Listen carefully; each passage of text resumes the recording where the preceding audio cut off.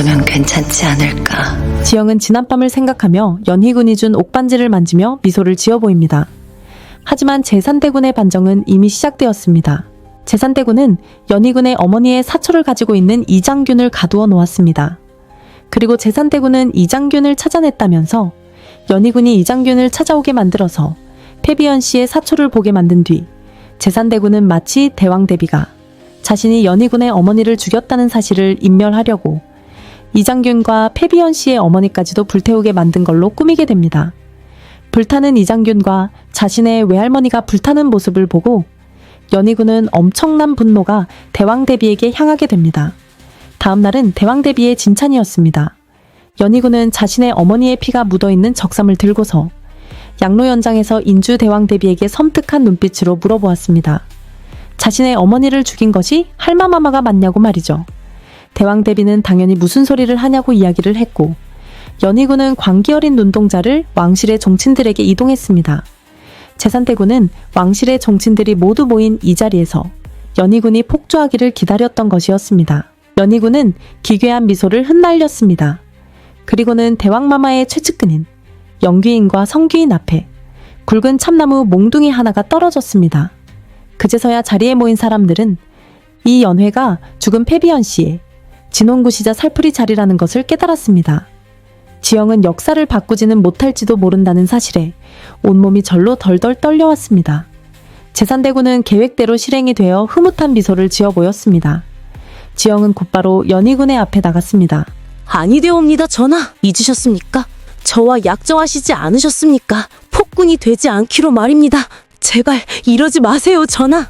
연희군은 지영의 모습을 보고 차올랐던 분노를 한번 삭혔습니다. 그리고는 손에 쥐고 있던 칼을 집어넣고 다시 궁으로 향하게 됩니다. 이미 조정의 종친들은 주상이 본색을 드러낸다며 두려워하게 됩니다. 연희군의 어머니를 죽게 만들었던 자신들이 모두 다 죽게 될 것이라고 말이죠. 이것이 연희군을 몰아내고 반정을 하려고 했던 제산대군의 계획이었죠. 제산대군은 그날 밤 지영이를 납치하는 계획을 세우게 됩니다. 연희군이 아끼는 대령 숙수마저 없애게 된다면 그의 계획은 완벽하게 되는 것이었습니다. 그날 밤 지영은 제산대군의 부하들에게 납치가 되게 되었습니다. 그날 밤 궁에서는 인주대왕 대비에 머무는 희정당에 침소의 손님이 찾아왔습니다. 가늘게 흔들거리는 호롱불 아래에 미닫이 문이 열리고 붉은 골룡포에 얼굴에는 귀면탈을 쓴 남자가 대왕대비 앞으로 걸어왔습니다. 대왕대비는 주상이 많이 힘들었다고 생각을 하고는 할미를 아직도 원망하고 있냐고 물어본 뒤 대답 없는 귀면탈의 남자에게 그리하셔도 좋다면서 할미를 마음껏 원망하고 미워하라고 하고는 모든 것은 이 나라의 사직을 보존하기 위함이었다고 설명했습니다. 잠시 후 귀면탈을 쓴 남자는 대왕대비의 앞에 다가왔습니다. 붉은 골룡포를 입은 남자는 주상이 아니라는 것을 알아채는 순간 대왕대비는 그 자리에서 그 남자에게 살해당하고 말았습니다. 그 남자는 바로 제산대군이었습니다. 대왕대비의 사망 후 왕실의 최고 어르신이 된 것은 주상의 계모이자 진명대군의 친엄마 자연대비였습니다. 제산대군은 대왕대비를 살해한 것이 연희군이라고 소문이 나게 한 뒤 폐륜을 저지른 연희군이라는 프레임을 씌워 진명대군을 앞세워 반정을 하려고 했던 것이었습니다. 제산대군은 어린 소년일 뿐인 진명대군을 반정 세력의 명분으로 사용해서 그를 왕위에 올린 뒤 진명대군이 후사를 보기 전 왕위를 선양받든 의문사 시켜버리든 할 생각이었습니다. 그날 밤 강목주가 연희군을 찾아왔습니다. 강목주는 전하께 드릴 말이 있다고 말을 하고는 제산대군에 대한 이야기를 꺼냈습니다. 길가에 꽃에 불과했던 자신이 전하를 모실 수 있던 것은 제산대군 때문이었으며 처음부터 의도적으로 제산대군을 위해 접근했다는 사실을 이야기를 하는 강목주였습니다. 제산대군은 반정의 흉계를 꾸미고 있다는 것을 실토하는 강목주는 전하를 향한 연민만은 진심이었다고 말했습니다. 그녀는 마지막 반정이 시작되는 날에 주상 전하에게 알려주기 위해 지금까지 제산대군의 옆에 있었던 것이었습니다. 그날 밤 강목주는 또다시 어디론가 이동하기 시작했습니다. 그리고 얼마 뒤 눈을 뜬 지영은 놀라게 됩니다. 지영이 갇힌 장소는 도망친 노비를 추쇄하는 장례원에 딸린 감옥이었습니다. 이곳은 제대로 된 추국 없이 쥐도 새도 모르게 죽일 수 있던 장소였죠. 하지만 더욱 그녀를 놀라게 한 것은 눈을 뜬 지영 앞에 바로 강목주가 있었기 때문이었습니다. 강목주는 지영을 구해주러 왔던 것이죠. 강목주는 이어서 말했습니다. 놈들이 오기 전에 이곳을 떠나야 한다고 말이죠. 그동안 자신에게 못되게 굴었던 악녀가 지금 이 순간엔 지영을 돕고 있었습니다. 아이러니한 상황이었지만 강목주를 따라 지영도 이동했습니다. 지영과 강목주가 도착한 곳은 탕춘대였습니다. 그곳은 연희군이 은밀히 궁 밖으로 빠져나올 때마다 흥청들과 온갖 유흥을 즐기던 장소였죠. 지영은 어째서 자신을 도와주냐고 강목주에게 물어봤습니다. 강목주는 오늘 반정이 시작되는 날이고 지영이 죽으면 놈들이 그걸 이용할 거라고 했습니다. 잠시 뒤 계령을 알리는 취각 소리가 남대문에서 광화문 앞까지 수없이 많은 횃불들이 피어져 올라가며 반정의 시작을 알렸습니다. 잠시 뒤 지영의 얼굴에 몇 개의 붉은 핏방울이 튀었습니다. 바로 강목주의 피였죠. 제산대군의 호위무사가 강목주를 베었던 것입니다. 잠시 뒤 호위무사가 지영에게 칼을 휘두르려는 찰나 죽어가던 강목주는 사력을 다해 호위무사에게 달려들어 그의 허리를 끌어안고 탕춘대의 벼랑 아래로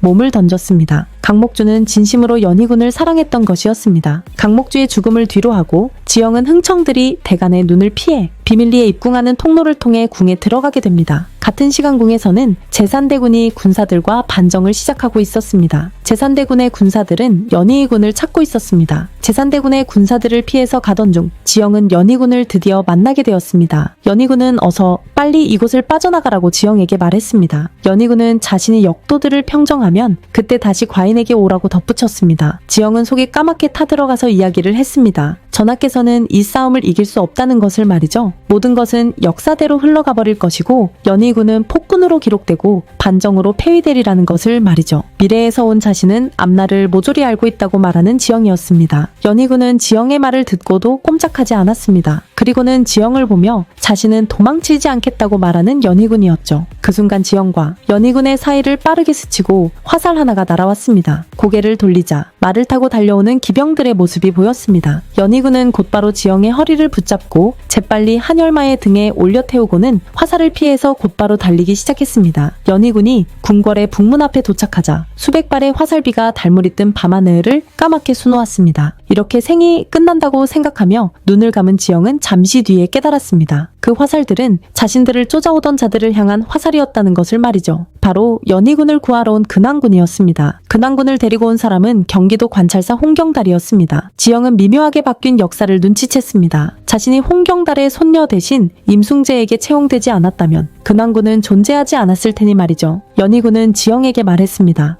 만약 역사가 뒤바뀌어 우리가 오늘 살아남는다면 그때는 과인의 곁에 있어 달라고 말이죠. 하지만 곧바로 밀려드는 반란군에게 밀려 결국 연희군과 지영은 강목주가 알려주었던 탕춘대로 도망가게 됩니다. 탕춘대에 도착한 연희군은 천길 낭떠러지 아래로 떨어진 강목주를 발견하게 됩니다. 연희군은 그녀를 끌어안고 자신도 모르게 흐느꼈죠. 말라붙은 궁 안에 그동안 온전히 살아 숨쉴 수 있던 곳은 그에게는 강목주의 품이었던 것입니다. 사실 연희군도 어렴풋이 알고 있었습니다. 그녀가 누군가 심어놓은 첩자라는 것을 말이죠. 그걸 알고도 개의치 않았던 까닭은 연희군도 진심으로 강목주에게 끌렸기 때문이었죠. 그때였습니다. 개국 이래 왕실 대대로 내려오는 칼 어도, 고려를 멸하고 세왕조를 세우면서 태조 이성계가 고려의 왕 우왕을 베었다고 전해지는 신물. 연희군은 그 어도를 들고 왔었고 제한대군이 연희군에게 다가와서 칼을 휘둘렀습니다. 연희군은 제한대군의 살기를 느끼고 곧바로 제한대군의 칼을 막아섰습니다. 제한대군은 칼을 휘두르며 외쳤습니다. 내 것이었다. 이 나라도 산천초목도 왕좌도 모두 내 것이었단 말이다. 내게서 도적질한 왕좌에 내 놈이 앉아있단 말이다. 제한대군의 눈에는 분노가 서려 있었습니다. 젊은 왕이었던 예종이 급사하면서 연희군의 아버지 성종이 즉위를 하면서 예종의 아들이었던 고작 5살이었던 제산대군, 하루아침에 세자의 신분에서 내려왔던 어린아이였던 제산대군은 오늘을 꿈꿔왔던 것이었죠. 제한대군과 연희군은 서로 몇 번의 칼날이 충돌하였고 제산대군의 칼날이 연희군의 칼날에 의해 마치 봄날의 벚꽃 잎처럼 온 사방에 흩날렸습니다. 그 순간 제산대군은 부러진 칼날을 지영의 목에 들이대고 연희군에게 칼을 버리라고 말했습니다. 중요한 순간에 맥없이 사로잡혀버린 지영을 보며 연희군은 손에 든 칼자루를 놓았습니다. 시키는 대로 하였으니 그 아이를 놓아주시오. 제산대군은 웃으며 부러진 칼날을 연희군의 가슴으로 향했습니다. 연희군은 그 자리에서 쓰러졌습니다. 지영은 쓰러진 연희군을 끌어안으며 기도했습니다. 그저 무사히 일어나기만 한다면 평생 곁에 있겠다고 말이죠. 엉엉 우는 지영에게 익숙한 목소리가 들려왔습니다. 정말이냐고 말이죠. 그것은 조금 전까지 누워있던 연희군의 목소리였습니다. 그 순간 제산대군은 두 사람의 숨통을 확실히 끊으려고 연희군의 칼을 집어들고 달려왔습니다. 연희군은 빠르게 몸을 일으켰고 아무렇지 않게 가슴에 박힌 칼을 뽑아버렸습니다. 그리고는 부러진 칼을 제산대군에게 찔러버렸습니다. 제산대군은 그대로 말을 하지 못하고 쓰러졌습니다. 연희군의 가슴에는 자신이 집필하던 망 운록이 있던 것이었습니다. 가슴에 있던 망 운록 덕분에 살아난 연희군은 가슴에서 망 운록을 꺼내 보였습니다. 잠시 뒤 하늘은 시커먼 먹구름이 들이우더니 동시에 마른 번개가 번쩍하기 시작했습니다. 그 가운데 천천히 몸을 일으키는 제산대군이었습니다. 그는 소매에 감추었던 비장의 무기 새총통을 꺼내 들었습니다. 그리고 제산대군은 곧바로 지영과 연희군을 향해 지옥 같은 연기를 내뿜으며 탄환을 발사했습니다. 그 순간 연희군은 몸을 돌려 지영을 막아섰고 차가운 탄환이 연희군의 심장을 꿰뚫었습니다. 그 순간 거대한 벼락이 번쩍이며 북한산 중턱의 정자탕춘정을 강타했고 연희군의 망운록에서 해묵은 활자들이 빛을 발하며 날아오르더니 지영을 휘감았습니다. 지영은 연산군을 끌어안은 채 그렇게 탕춘대의 까마득한 낭떠러지